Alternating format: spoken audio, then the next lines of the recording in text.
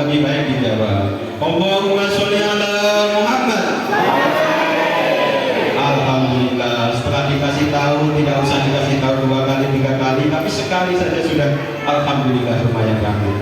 Nah, pada kesempatan kali ini saya diminta untuk menyampaikan ceramah.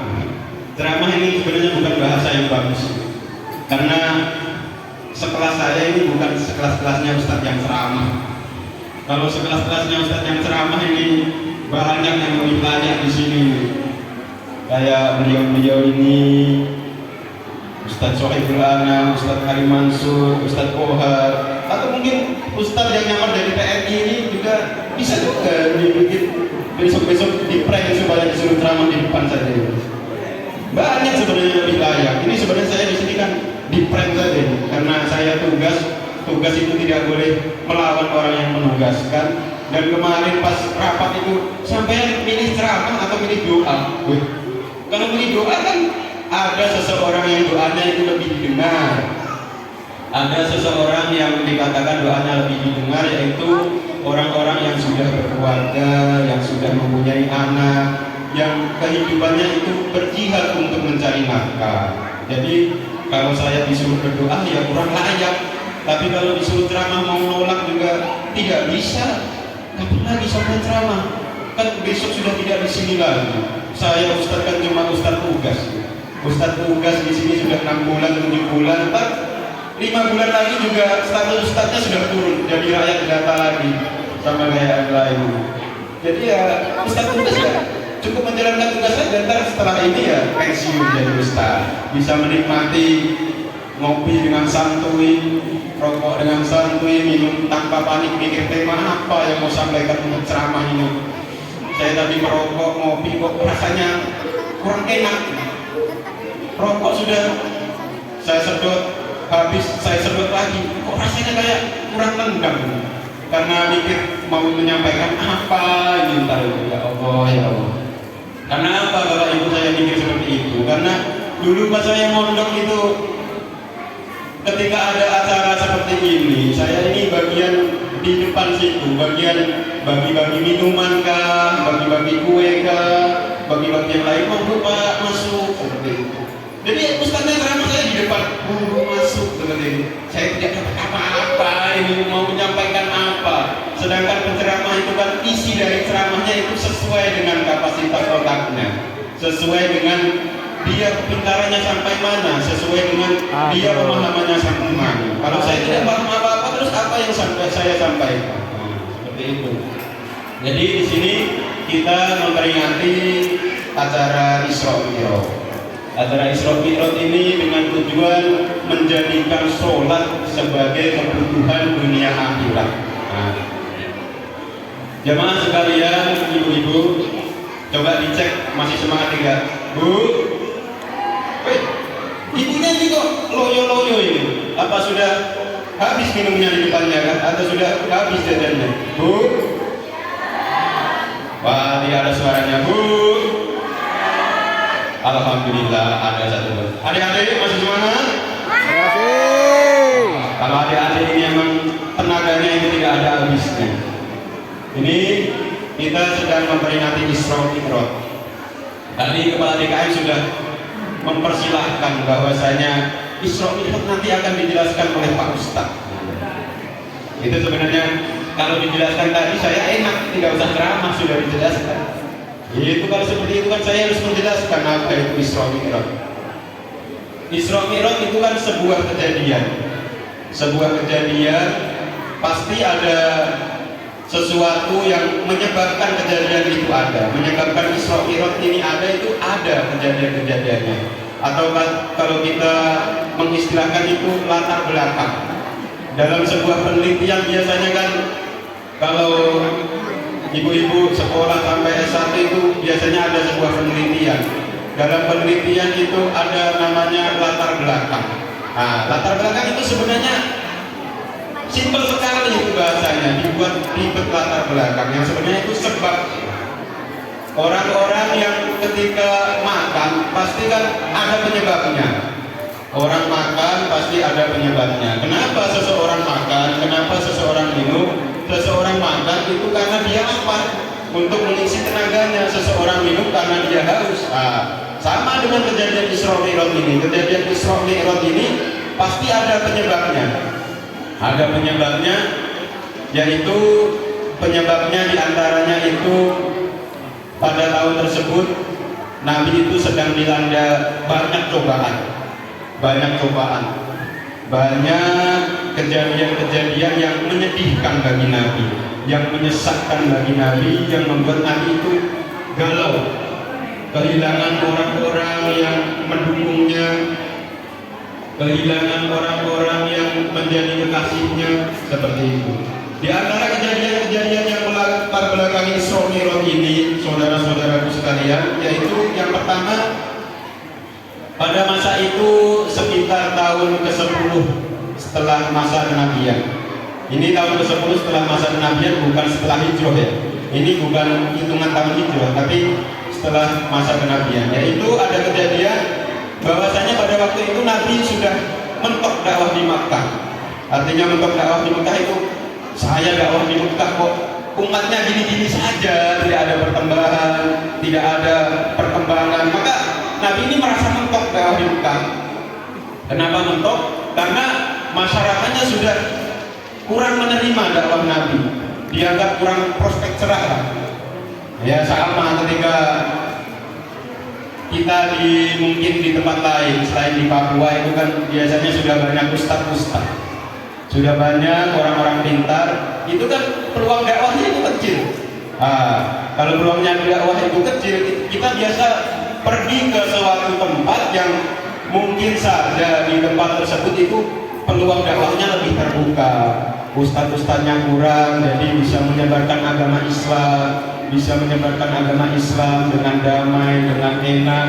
Coba kalau di tempat-tempat semisal saya diletakkan di Jawa itu ya tidak berguna sebenarnya. Karena di tempat seperti di Jawa atau mungkin di Sulawesi itu kan sudah banyak ustadznya. Jadi ya Nabi posisinya seperti itu. Coba di posisi Nabi itu bukan karena banyak seseorang yang sekali bernabi, tapi masyarakatnya sudah bebal, sudah tidak menerima dakwah Nabi. Maka karena kejadian itu, maka Nabi memutuskan untuk hijrah. Hijrah itu bahasa Islamnya hijrah, tapi kalau bahasa kita biasanya pergi pindah ke suatu tempat lain, itu namanya hijrah. Nabi memutuskan untuk hijrah ke daerah Taif. Itu dikatakan daerah Taif, yaitu daerah-daerah sekitar Madinah seperti itu. Sampai di Taif itu apa yang dilakukan masyarakat Taif?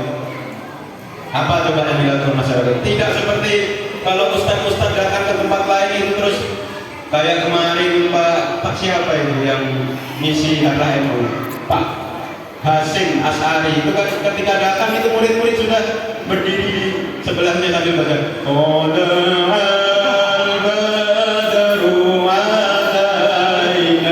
seperti itu murid-murid sudah berjejer semuanya. Tapi kalau Nabi Muhammad itu ketika datang di Taif itu tidak ada tolak itu, tidak ada marhaban ya nurul aini, marhaban ya dalam sini, tidak ada. Pada saat itu masyarakat Taif malah melempari Nabi dengan batuan-batuan, dengan tolang-tolang unta, dengan kerikil-kerikil, sehingga menjadikan Nabi ini berdarah-darah. Tidak cuma luka-luka seperti kita, luka-luka sedikit langsung aduh luka itu, tapi Nabi sampai berdarah-darah itu kakinya itu. Maka setelah Nabi berdarah-darah kakinya itu, datanglah malaikat Jibril. Itu dikatakan malaikat Jibril, artinya itu malaikat yang menjaga gunung. Apa yang dikatakan malaikat penjaga gunung? Wahai Muhammad, jikalau sampai darah itu menetes ke tanah, maka akan aku binasakan seluruh penduduk Taif. Seperti itu.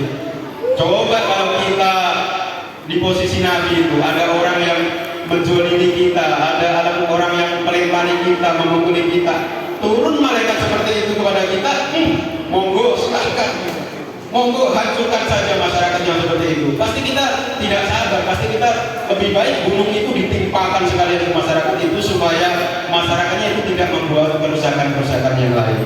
Tapi Apa jemaah sekalian yang dilakukan Nabi Muhammad? Pada saat itu pas kakinya berdarah itu, Nabi Muhammad mengusap itunya. Apa? Mengusap darahnya itu supaya darahnya ini tidak sampai ke tanah. Kenapa Nabi melakukan hal seperti itu? Nabi Muhammad itu saking welas asihnya, saking kasih sayangnya begitu tinggi, itu kan memikirkan barangkali kalau tidak orang tuanya yang masuk Islam, barangkali nanti anak cucunya masuk Islam, barangkali nanti anak cucu-cucunya lagi masuk Islam. Dia berkah, doa Nabi Muhammad itu berkah, karena Nabi Muhammad tidak meneteskan darahnya itu. Sampai sekarang daerah lain juga semuanya orang-orang Islam, masuk Islam semua. Itu kan berkat kesabaran Nabi, berkat daripada welas asihnya Nabi, berkat kasih sayangnya Nabi. Maka ada orang senakal apapun, ada orang sejelek apapun atau semaksiat apapun, itu kan biasanya ada istilah bagaimanapun itu umatnya Nabi Muhammad. Mau orang bertato, ikut sholawat, kemudian karena sholawatan sambil menangis, itu bagaimanapun umatnya Nabi Muhammad. Ada orang yang jarang sholat, kemudian tiap hari ada undangan pengajian, hadir terus, bagaimanapun itu umatnya Nabi Muhammad. Maka umatnya Nabi Muhammad ini macam-macam. Karena itu Nabi Muhammad itu tidak bawa hasilnya. Nah, setelah ada kejadian itu, Nabi Muhammad memutuskan untuk kembali ke Mekah. Kembali ke Mekah itu tidak sampai di situ cobaan Nabi Muhammad ternyata. Ternyata setelah Nabi Muhammad itu ke Mekah, itu selang beberapa bulan itu pamannya meninggal. Nah, adik-adik sekalian, ada yang tahu pamannya Nabi Muhammad siapa? Fitra, siapa Fitra? Iya, benar sekali, yaitu pamannya Nabi Muhammad siapa? Ya, Oleh itu meninggal itu. Nabi Muhammad kan mempunyai seorang paman. Ini pamannya ini di posisi orang yang ketika orang-orang Quraisy meledek Nabi, ketika orang-orang Quraisy mengkucilkan Nabi, pamannya ini sebagai juru damai, pamannya ini sebagai tameng bagi Nabi. Pada tahun itu pamannya juga meninggal. Coba kita mempunyai kenal seorang tokoh, kita mempunyai semisal bupatinya dekat sekali dengan kita berdakwah, kemudian kalau ada apa-apa bupatinya itu menjadi tameng bagi kita, melindungi kita, kemudian bupatinya meninggal. Nah, sama seperti itu posisinya orang yang menjadi andalannya Nabi untuk berdiskusi sama orang-orang Quraisy untuk melindungi Nabi, pada tahun itu meninggal. Ternyata tidak sampai seperti itu, tidak sampai di situ ternyata cobaannya, saudara-saudara, jemaah sekalian. Setelah pamannya meninggal, selang beberapa bulan, istrinya Nabi meninggal, istri yang pertama Nabi. Nah, coba adik-adik ada yang tahu istrinya Nabi siapa? Loh, Sule, angkat tangan. Sule. Tidak, Bagus. Tidak, Bagus. Ada yang tahu istrinya Nabi yang meninggal pada masa itu siapa? Istri pertamanya Nabi, ada yang tahu kan? Kalau ada yang tahu saya kasih. Nah, tidak ada. Saya kasih, tidak ada isinya. Nah, istri pertamanya Nabi kan Siti Khadijah. Pada masa saat itu meninggal. Siti Khadijah ini seorang janda yang cantik, yang kaya, yang bahkan hartanya itu untuk Nabi berjuang. Dan barang siapa coba tidak menyukai sudah cantik, kaya, hartanya itu mau disedekahkan untuk berjuang, maka betapa susahnya Nabi.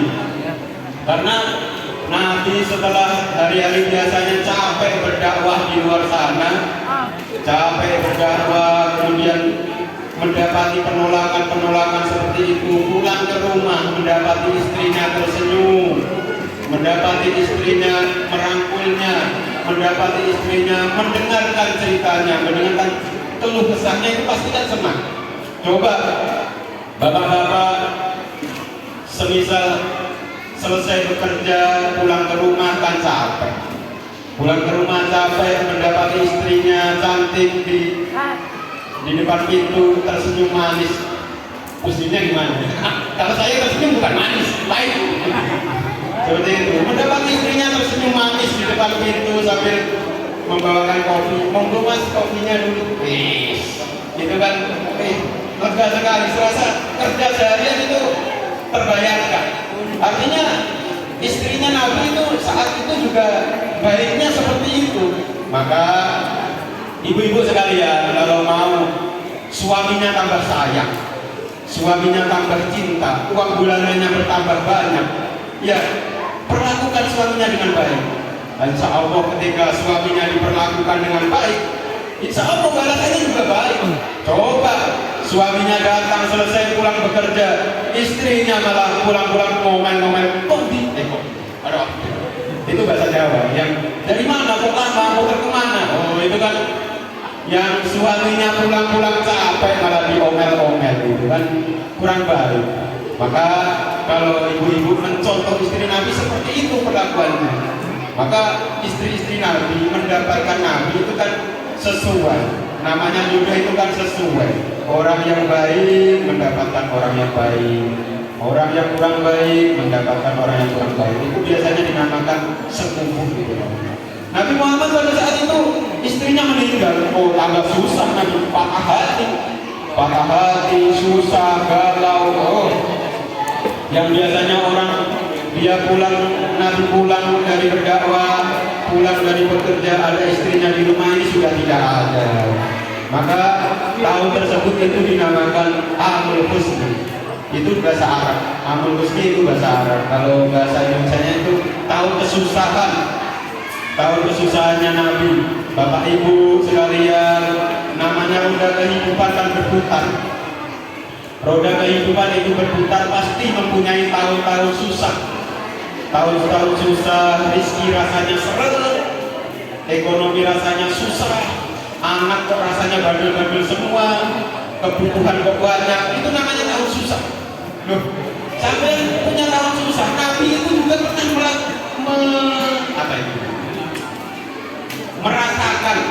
merasakan kesusahan yang begitu pedih. Maka Nabi Muhammad ini kan juga manusia seperti kita, pasti juga mempunyai roda kehidupan yang namanya di bawah, di atas itu punya juga. Makanya tahun tersebut tahun susah. Maka Bapak Ibu kalau lagi terkena tahun susah, bersabar saja. Namanya roda kehidupan kadang di atas, kadang di bawah juga. Tetap bersabar, ntar juga waktunya naik. Nah, ini kayaknya sudah, lumayan lama nih Mas. Nah, kalau sudah lama biasanya kan sudah mulai capek. Kalau sudah mulai capek itu biasanya untuk semangat kembali, untuk merefresh kembali itu butuh hiburan.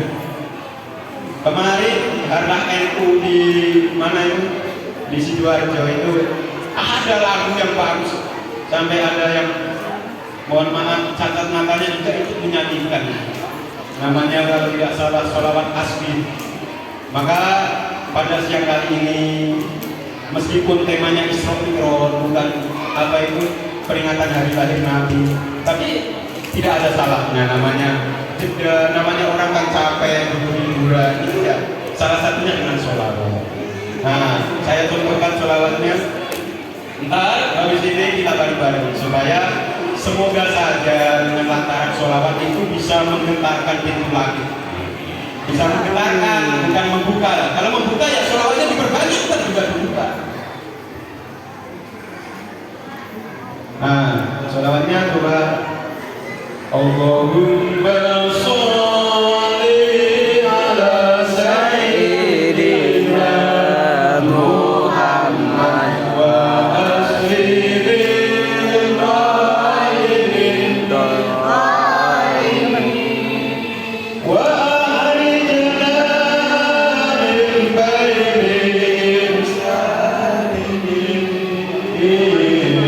ala alihi wa sahbihi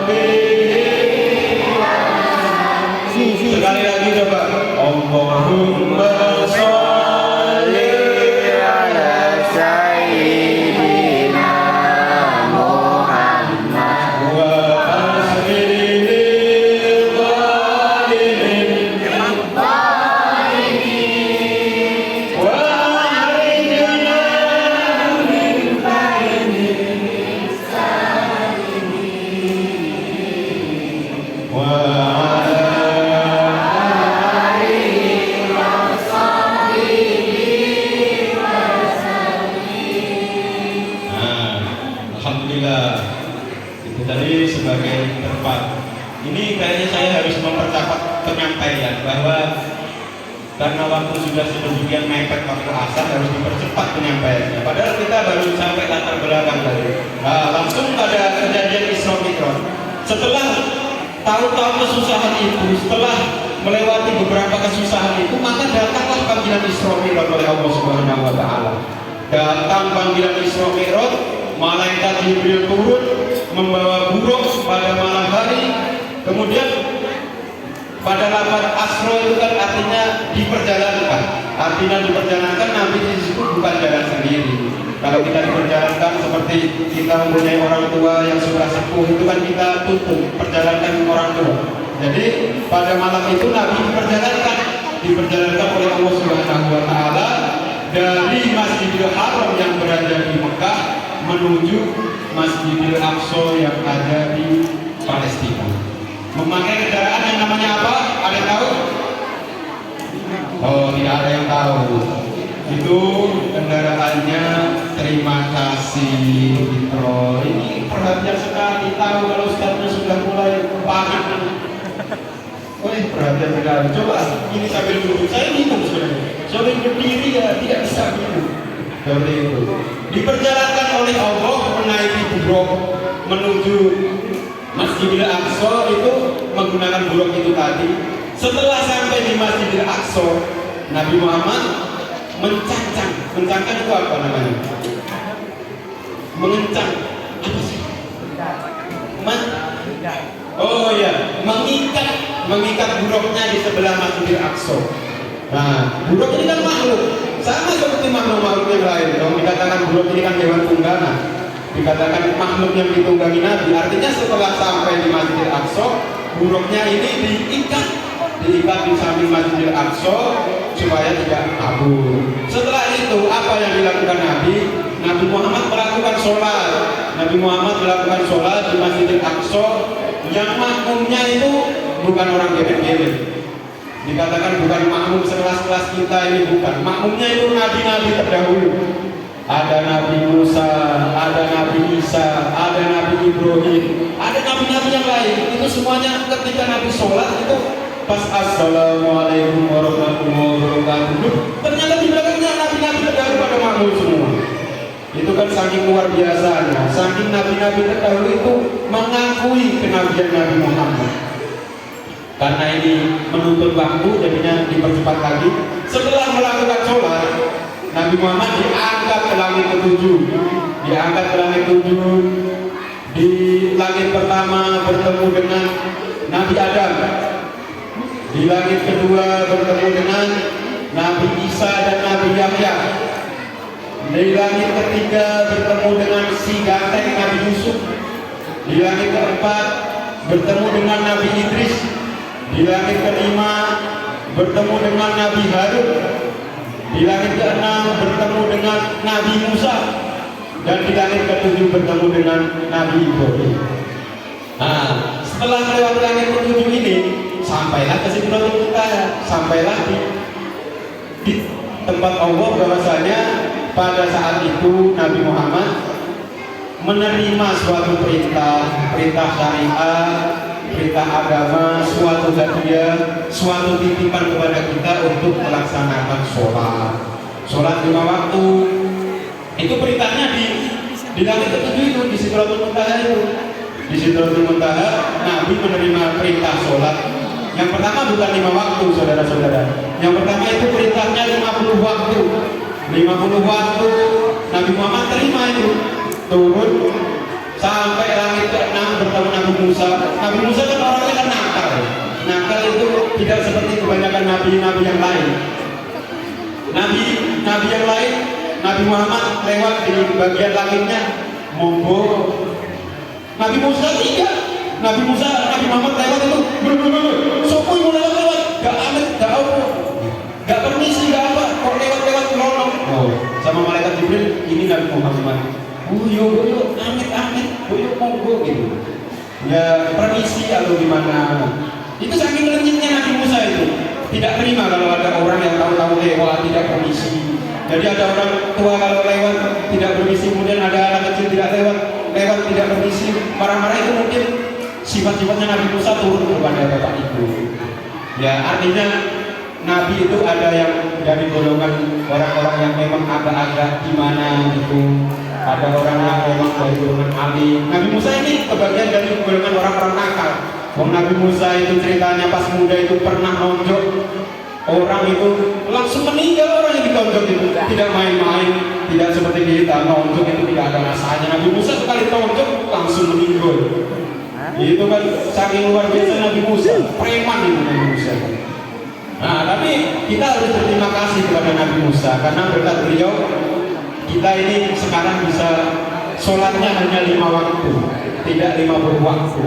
Karena ketika Nabi Muhammad sampai di lantainya Nabi Musa, di langit ke-6 itu, Nabi Musa dengan ya mungkin logat kita itu seperti ini.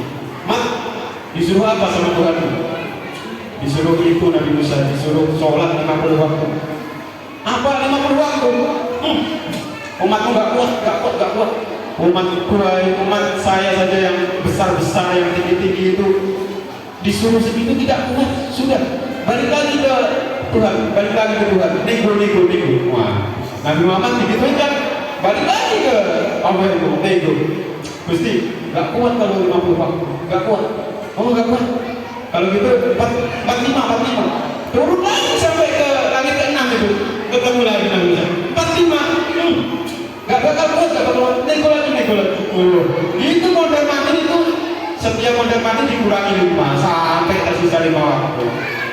Sampai pas 5 waktu turun lagi, ketemu lagi Nabi Musa. Gimana?